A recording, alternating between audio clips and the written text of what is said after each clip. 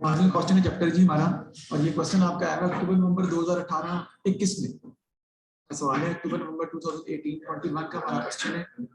कहते जी DH limited manufactures a single product, the following information is available for 1 unit of the product.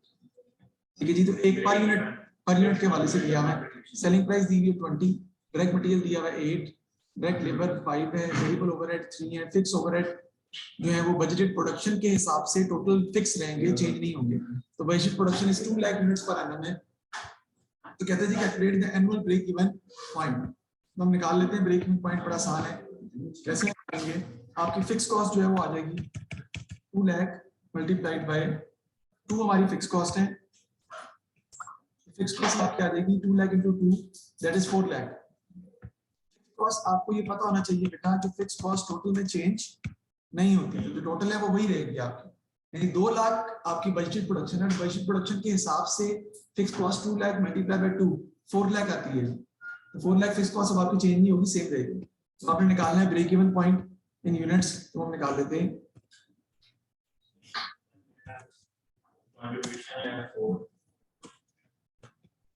Fix cost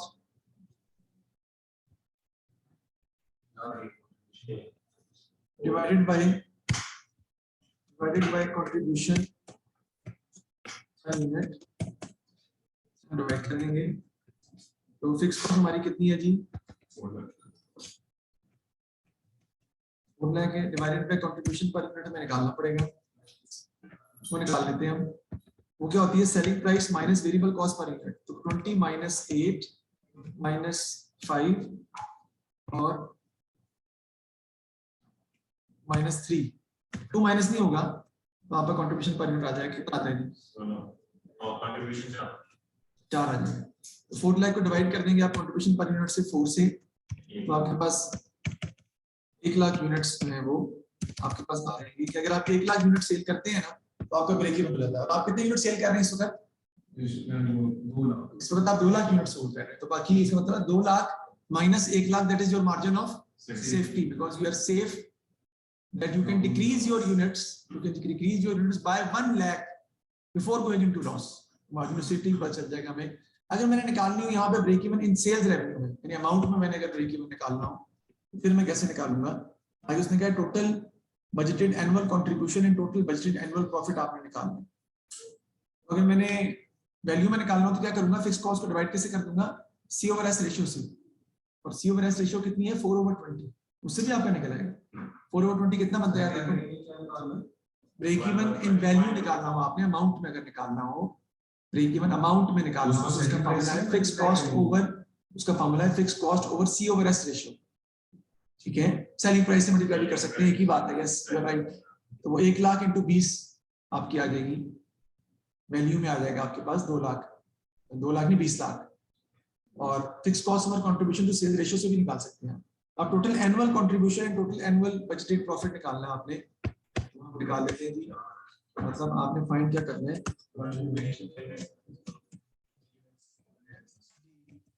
total contribution क्या करना आपने?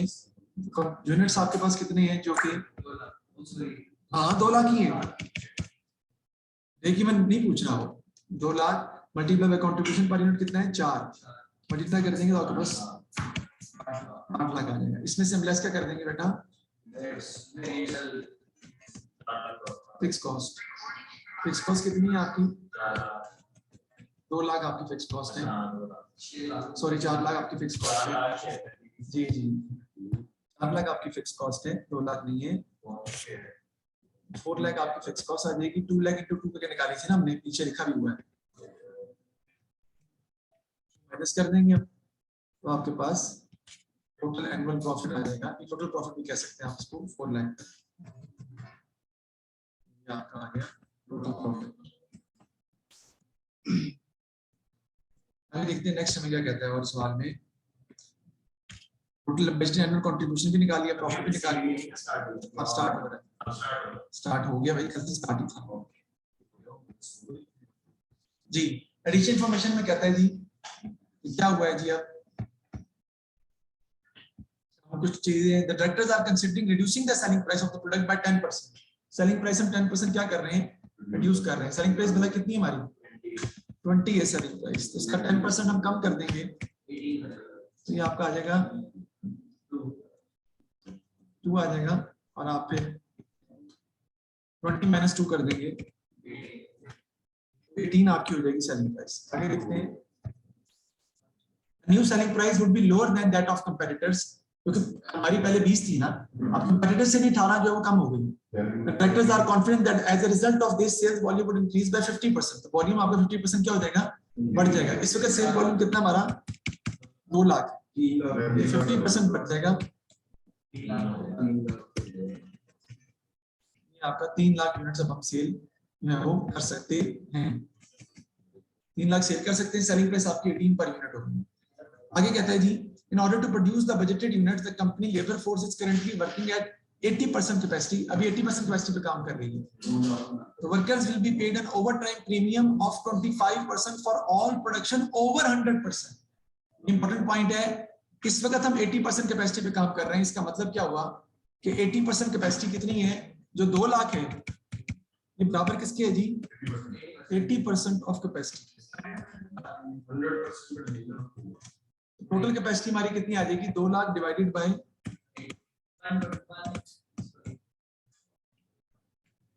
80% divided by 0.8 कितनी आ जाती है जी,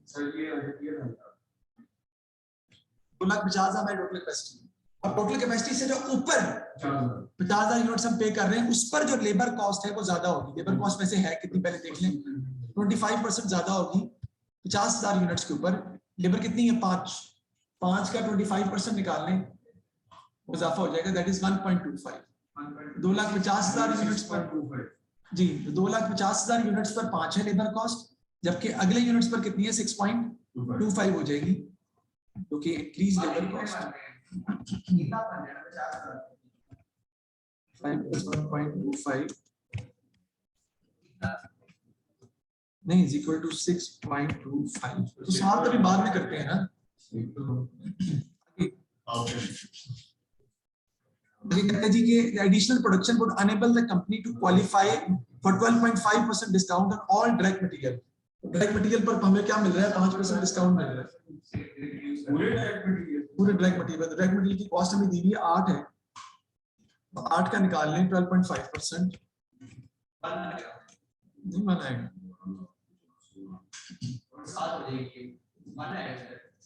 निकाल लें 8 का 12.5% कितना आता है,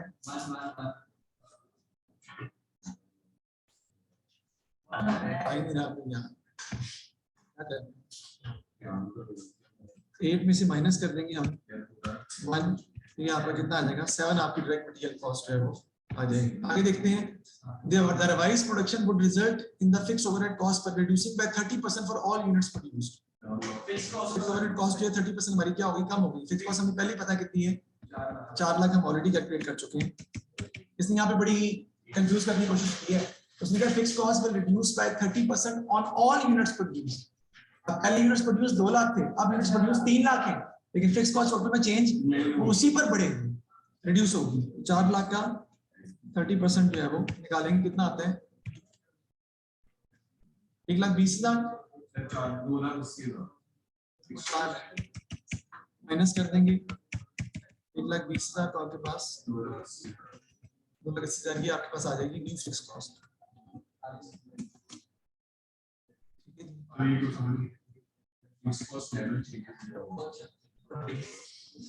सेलिंग प्राइस है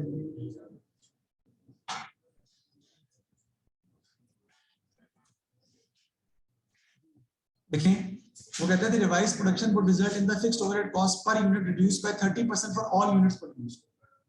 तो फिक्स्ड कॉस्ट पर यूनिट जो वो क्या 30% क्या हो गई, कम हो गई। तो फिक्स्ड कॉस्ट पर यूनिट कितनी है हमारी, 2 है ना, इसका निकालना 30%। चलिए अब थोड़ा गलत कर गए, वो पर यूनिट की बात कर रहे हैं, 0.6 और नहीं किया आपने। कह रहे हैं revise production would result in the fixed overhead cost total, तो टोटल में बात per unit reduced by 30% for all units produced। यानी per unit कम हुई है 1.4 to 2 लाख से 2 लाख से पर यूनिट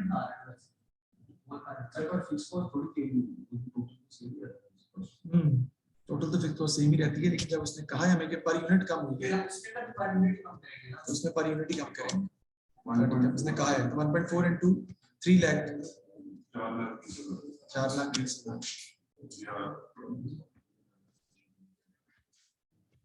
मैं करता हूँ आप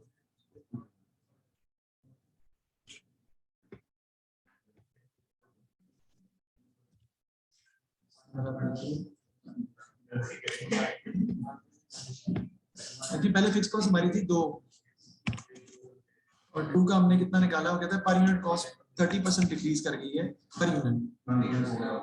ये आपका आएगा 1.4 नहीं सॉरी 30% तो आपका आएगा 0.6, वो माइनस कर देंगे तो फिक्स कॉस्ट पर यूनिट जो है वो आपकी आ जाएगी 1.4 फॉर ऑल यूनिट्स प्रोड्यूस। जबकि यूनिट्स प्रोड्यूस हमारे कितने हैं 3 लाख, तो आपके पास फिक्स कॉस्ट आ जाएगी नहीं, जो कि आ रही है 4,20,000।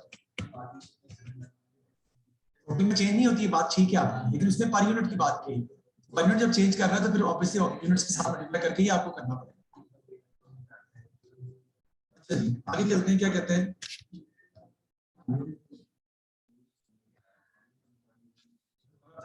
Calculate the total annual profit of the director proceed with their plans। Annual profit कैसे निकालना है आपने, अगर डायरेक्टर प्लान से प्रोसीड करते हैं। सबसे पहले इसमें क्या आ जाएगी आपकी सेल्स कितनी आएगी 3 लाख मल्टीप्लाइड बाय 18 जी, कितना आ जाएगा जी, सेलिंग प्राइस 18 हो गई ना,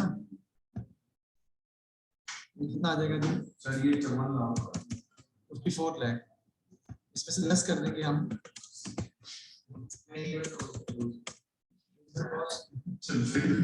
इसमें आपका आ जाएगा जी डायरेक्ट मटेरियल, फिर आपका डायरेक्ट प्रोडक्ट 7 हो गया, 21 लाख आ गई, 3 lakh multiplied by 7 21 lakh. Direct labour थोड़ा ध्यान से रखनी पड़ेगी आपको बेटा। 2,50,000 को मल्टीप्लाई करेंगे आप किससे 5 से, कितनी आएगी 6.25 से, तो वो 50,000 पे बढ़ गई है ना।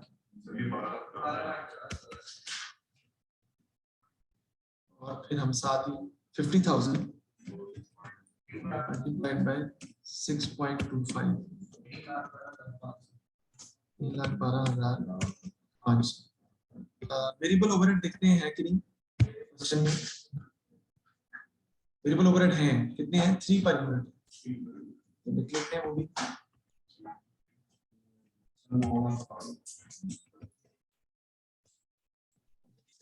एक और भी था, इसका एक और भी तरीका है, वो मैं आपको बताना चाह रहा हूँ जरा। नहीं वैसे इसमें वो अप्लाई नहीं हो सकता, 9 लाख आ गया, टोटल कर देंगे इसका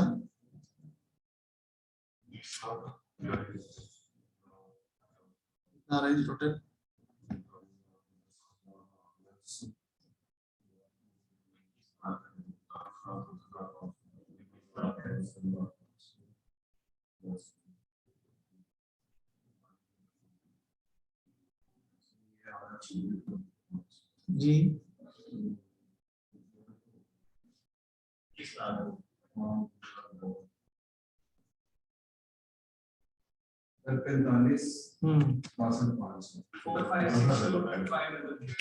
4562500 माइनस कर दें 54 लाख में से, ये आपका आ जाएगा कंट्रीब्यूशन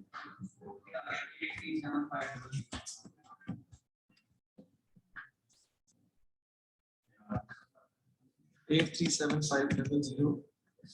इसमें से कर देंगे फिक्स कॉस्ट, वो कितनी है हमारी, अब फिक्स कॉस्ट कितनी हो गई 4 लाख, माइनस कर देंगे तो आपका प्रॉफिट आ जाएगा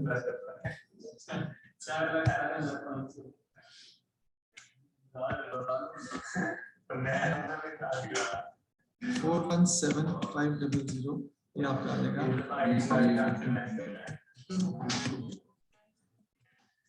ठीक है जी, ये हमने कंट्रीब्यूशन अप्रोच के जरिए हमने सीवीपी एनालिसिस का सवाल बेसिकली सॉल्व किया है, सीवीपी एनालिसिस से रिलेटेड। आगे चलते हैं नेक्स्ट क्वेश्चन की तरफ। हम 2018-21 का सवाल था ये, नेक्स्ट क्वेश्चन करते हैं, आगे चल रहा हूँ। Calculate the margin of safety in units, नहीं सॉरी, उसने क्या calculate the revised break even point if the director proceed with the plan.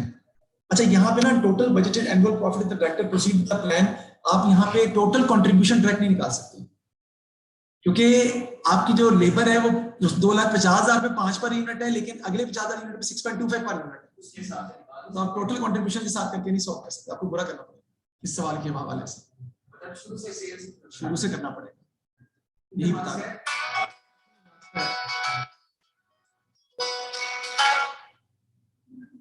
ठीक है जी, अगला सवाल आप देखते हैं, आप नेक्स्ट। अच्छा आगे चलते हैं, कहते हैं जी calculate the revised break even point of the director proceed with the plan. अब रिवाइज्ड ब्रेक इवन पॉइंट आपने निकालना है, तो कैसे निकालेंगे हम? फिक्स कॉस्ट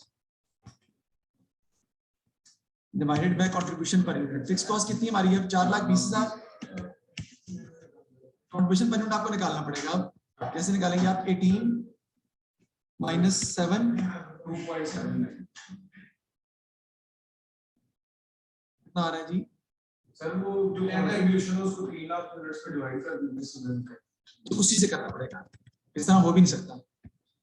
तो 837,500 को डिवाइड करेंगे आप 8,37,500 को डिवाइड कर देंगे आप यूनिट से 3 लाख से, तो आपका कंट्रीब्यूशन पर यूनिट आ जाएगा जी 2.79।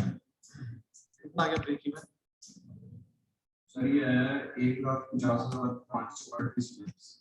हाँ ठीक है, आपको कह रहे हैं शुरू से करना पड़ेगा, अभी बता रहा हूं। 150,538 यूनिट्स। प्रॉब्लम ये है कि कंट्रीब्यूशन पर यूनिट अगर आप खुद निकालना चाहेंगे ना, तो आप ऐसा नहीं कर सकते, क्योंकि 7 डायरेक्ट मटेरियल पर यूनिट है, लेबर जो पर यूनिट है ना 5 और 6.5 दोनों है, तो आप उन दोनों में से आप क्या लेंगे उसको, या फिर एवरेज करके निकालना पड़ेगा आपको, which is not a part of the syllabus. उससे बेहतर है कि हमारे पास टोटल कंट्रीब्यूशन पर अवेलेबल है, उसको डिवाइड कर देंगे यूनिट से, तो आपके पास already average contribution per unit आ जाएगी, उसको जरिए से हमने सॉल्व किया है। तो कंट्रीब्यूशन पर यूनिट से डिवाइड कर दिया फिक्स कॉस्ट को, तो आपके पास ब्रेक इवन यूनिट्स निकला है 150,538। हम वैसे बेच कितने रहे हैं? मेरा मतलब है कि हम यूनिट्स कितने बेच रहे हैं? 3 लाख। तो मार्जिन ऑफ सेफ्टी भी निकाल सकते हैं ना, निकाल लेते हैं। मार्जिन ऑफ सेफ्टी आपका आ जाएगा जी 149,462। एक्चुअल सेल्स, लेकिन सबसे पहले देखना पड़ेगा आपको ये कि उसने क्वेश्चन में अमाउंट में पूछा है या किसमें पूछा है। Revise break even point in units को, ठीक है, margin of safety in unit and as a percentage, ठीक है। Actual sales minus break even sales हम दोबारा करते हैं, -150,538 जी कितना आता है? 149,469। अब परसेंटेज में कैसे निकालेंगे बेटा? उसका फॉर्मूला होता है margin of safety in percentage का, मैं लिख ही देता हूं ताकि आपको याद रहे।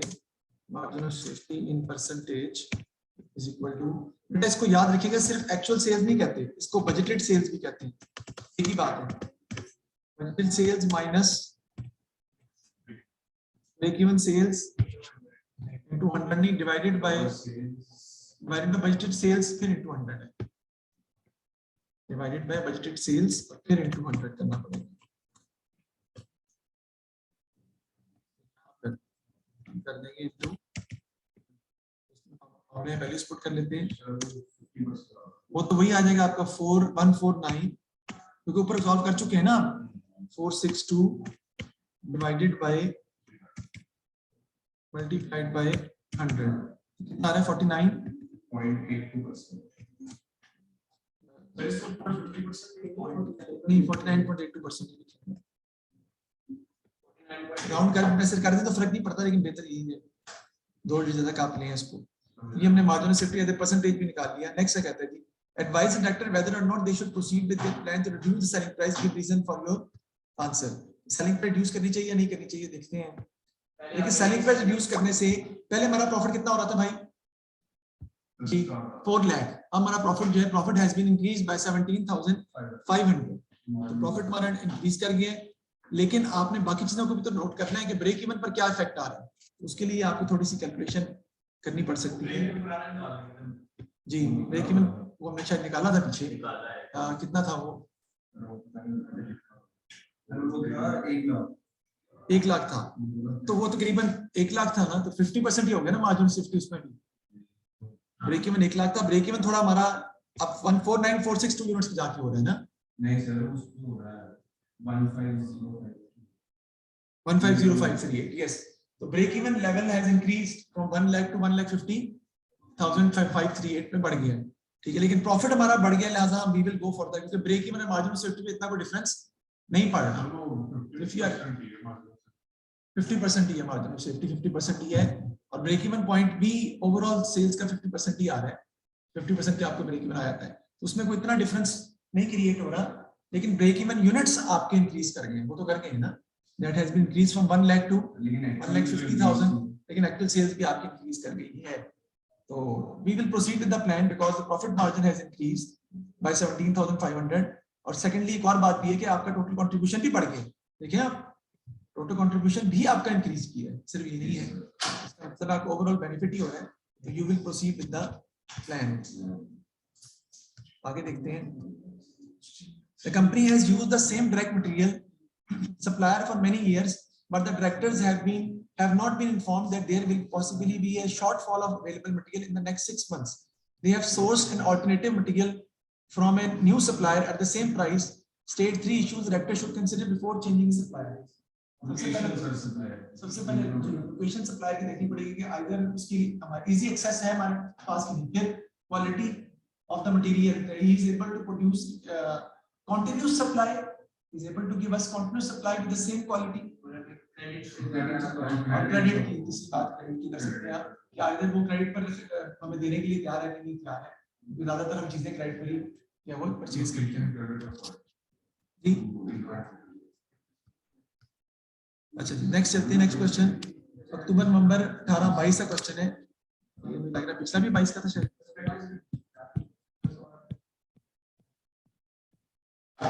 18-21 है।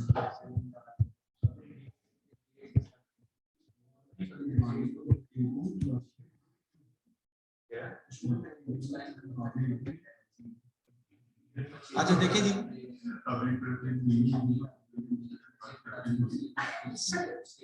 अक्टूबर नवंबर 18-22 से give G limited produces single product uses break even, let's state what is meant by the term break even point.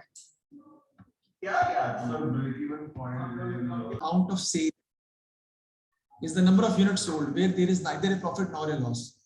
खाली खाली नहीं कह सकते आप, समझ आई। State 3 uses of marginal costing, marginal costing के 3 यूजेस जो है वो क्या हो सकते हैं, एक तो ये है कि it will help us in decision making, हां we can calculate contribution, we can calculate break even point, we can calculate marginal, इसके अलावा बस हो गया sir, we can also calculate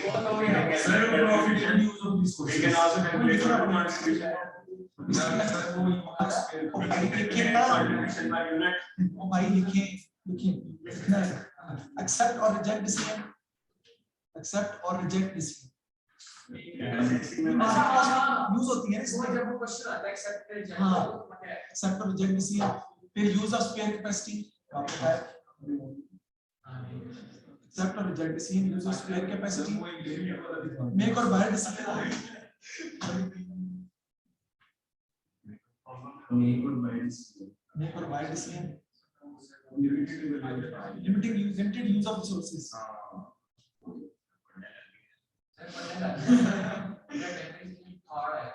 ठीक है, वेरी गुड।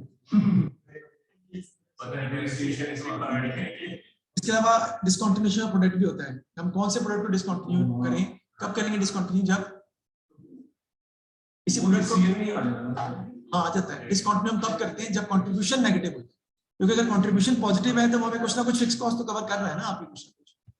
अगर वो आगे एडिशनल इंफॉर्मेशन में देखते हैं जी, कहते हैं जी the company's factory is operating a full capacity and produces 5000 units a year, all units produced are sold, it's break even point has been calculated as 2400 units, break even 2400 है इस वक्त। Budgeted information for current production is as follows, break material दिया हुआ है 4 kilo eight 6 पर kilo, 8 our eight 10 per hour, variable overhead 12 per hour है, annual revenue दिया हुआ है 1 lakh, total annual fix cost 201600 है, प्रॉफिट फॉर द ईयर दिया हुआ है आपको। अच्छा सर को सोच के लास्ट आता फायदा होगा, सर को खुशी आ जाती है। अच्छा, the company has the opportunity to buy some land so that the factory could be extended. The directors believe that the company could sell 8,000 units a year. The selling price was reduced. अभी कितने units बेच रहे हैं हम? 5,000. वो कहते हैं 8,000 units आप बेच सकते हैं अगर हम सेलिंग प्राइस कम कर दें. If the factory was extended and production increased, the director estimate the following changes would take place. Selling price would be reduced by 5 per unit. पहले कितनी थी selling price? 200. नहीं 5 per unit किधर लिखी 200? Sir वो total revenue से divide कर दिया. एनुअल रेवेन्यू दिया है आपको और यूनिट्स आपको दिए हैं 5,000. 10 लाख डिवाइड बाय 5,000 तो आपका 200 आ जाएगा, तो 195 हो जाएगी. आगे the price of direct material would fall to 5.8. अभी कितनी है? 6 है ना, पर यूनिट की बात हो रही है, जो केजी पर यूनिट वो नहीं रहे हैं, 4 ही है. ये 5.8 हो जाएगी. डायरेक्ट लेबर रेट जो है वो 10.8 हो जाएगा, यानी बढ़ जाएगी. और total fix cost would increase by 50%. Total fix cost कितनी है? 201600. इसका 50% निकाल के ऐड कर लें, देखते हैं कितना आ जाता है.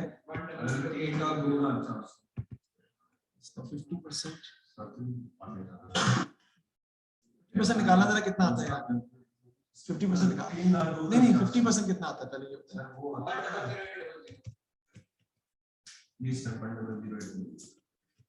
302400. ठीक है. नेक्स्ट कहते हैं, देखें क्या कहता है जी. कहते हैं जी suggest a reason for the decrease in direct material price. या direct material price कम क्यों हो रही है? बल्क बाइंग क्योंकि पहले 5,000 यूनिट्स के लिए मटेरियल खरीदते थे, अब 8,000 यूनिट्स के लिए मटेरियल खरीदते हैं. सारी बात है एवरेज कॉस्ट है आपकी डायरेक्ट मटेरियल कम हो जाएगी. आगे क्या कहता है जी? The increase in direct labour rate. Sir वो प्रोडक्शन बढ़ गई, लेबर तुम्हारा काम है या वो आपने क्वालिटी अच्छी किया. क्वालिटी अच्छी है. You have employed skilled labour. हमारी बात गलत नहीं है, लेकिन उसका ज्यादा बेहतर ये है कि रेट इसलिए बढ़ गया कि you have employed more skilled labour. या फिर आपको एक मिनट, या फिर कहोगे लेबर को ओवरटाइम देना पड़ेगा ना. ओवरटाइम देंगे तो रेट बढ़ेगा. ये आप कह सकते हो कि ज्यादा पे करना पड़ रहा है ओवरटाइम की वजह से. वैसे जो लेबर पड़ी हुई वो तो हमारे पास वही है, या लेबर अबंडेंट नहीं है अवेलेबल, हमें मजीद लेबर हायर करनी पड़ रही है हाई रेट के ऊपर, क्योंकि स्किल्ड लेबर अवेलेबल नहीं है, तो मजीद यूनिट्स बनाने के लिए हमको हाई लेबर हायर करनी पड़ी. ठीक है जी. आगे देखते हैं. Explain why fixed cost might increase by 50%. Fix cost जो है वो आपकी बढ़ जाएगी क्योंकि आपको हो सकता है नई मशीन रेंट पे लेनी पड़ेगी प्रोडक्शन के लिए, उसका रेंटल भी आपको पे करना पड़ेगा. नई जगह लेनी पड़ेगी आपको रेंट पर, यस, उसके लिए भी आपको जो है रेंट पे करना पड़ेगा. फिक्स कॉस्ट आपकी बढ़ जाएगी. ठीक हो गया. आगे कहते हैं जी calculate the profit for the year if the expansion was go ahead. Profit निकालना है आपने अगर एक्सपेंशन जो है वो टेक प्लेस करती है. कितने मार्क्स चाहिए? ये नहीं पता मुझे कितने मार्क्स का है, देखते हैं जी, करते हैं बस. एक्सपेंशन टेक प्लेस करती है तो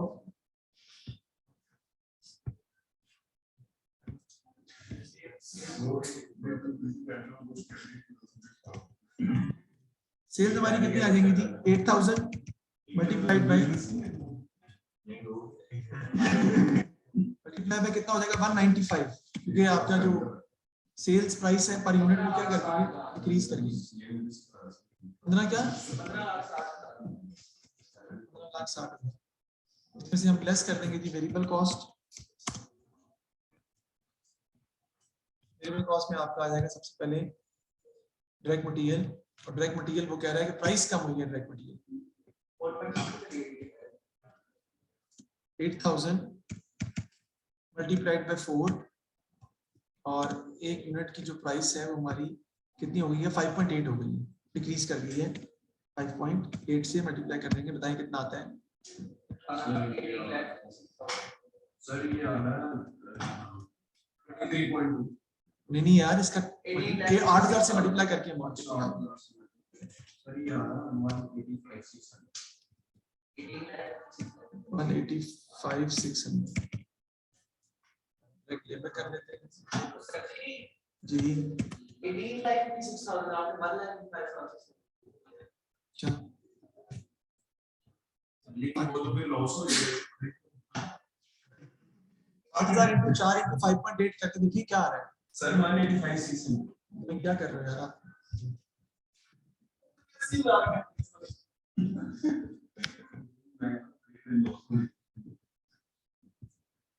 185,600.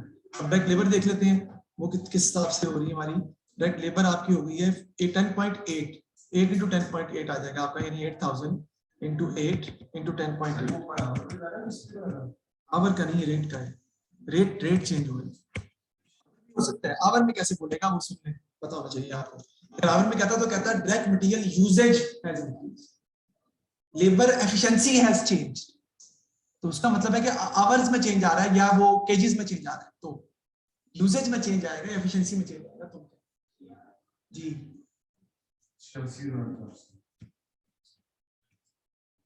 उसके बाद वेरिएबल ओवरहेड है, क्या है वेरिएबल ओवरहेड है 12 पर यूनिट, उसमें कोई चेंज नहीं आ रहा।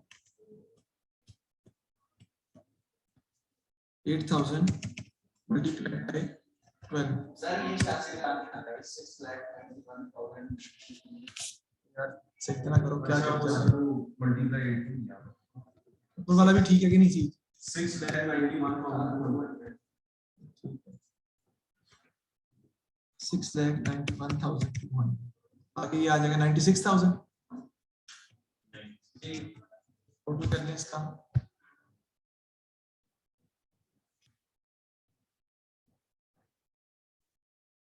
आगे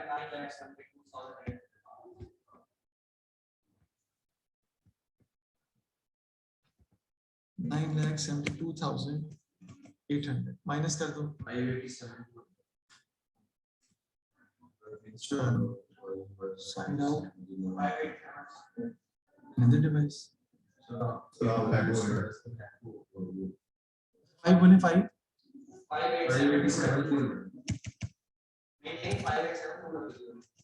यहाँ पर क्या आ गया भला? कंट्रीब्यूशन। यूज आपने कंट्रीब्यूशन अप्रोच ही करनी होती है, ये बात ज़हन में याद रखिए। लेस कर देंगे फिक्स कॉस्ट इसमें से, फिक्स कॉस्ट आप दो नंबर 2302400 आपके आ जाएंगे। ये आ गया 284800 फिर आ गया 284800 284800 that is going to be your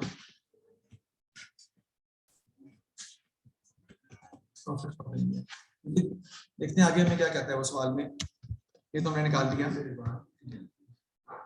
Profit for the year if the expansion was go ahead, the profit per unit if the expansion went ahead, profit per unit क्या है, बहुत आसान है। प्रॉफिट कितना निकला आपका? 284,800 डिवाइडेड बाय यूनिट्स कितने हैं? 8000, कितना आएगा? 35.6 35.6 आपका आ गया प्रॉफिट पर यूनिट। आगे contribution to sales ratio if the expansion went ahead, contribution to sales ratio कितनी आएगी बेटा? 587200 divided by sales 15,60,000, 587200 divided by 15,60,000। Sir ये आ रही है 0.38, ये कंट्रीब्यूशन टू सेल्स रेशियो भी मैंने फाइंड कर ली। आगे calculate the revised break even point express your answer in terms of both revenue and units. Units भी कह रहे हैं और तो ब्रेक इवन पॉइंट हम फिक्स कॉस्ट नहीं divided by contribution per unit के पहले निकालना पड़ेगा ना आपको। हाँ जी वही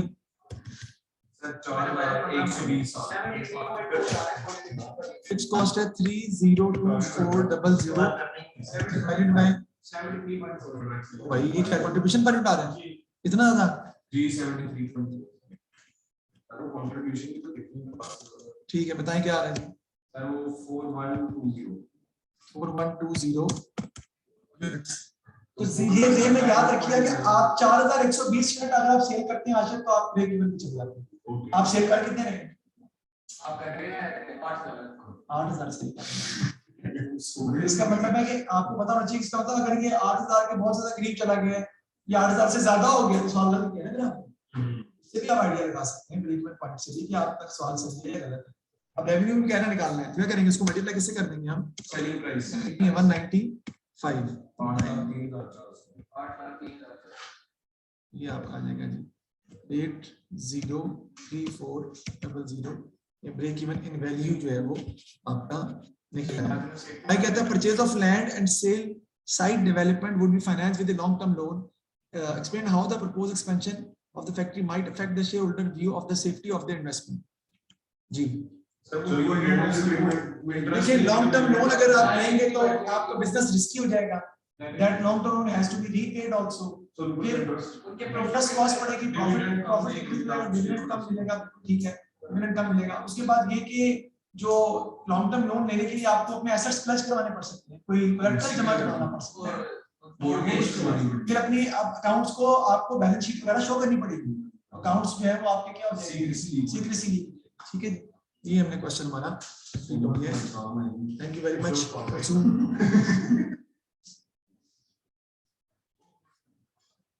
ओके जी, अल्लाह हाफिज़.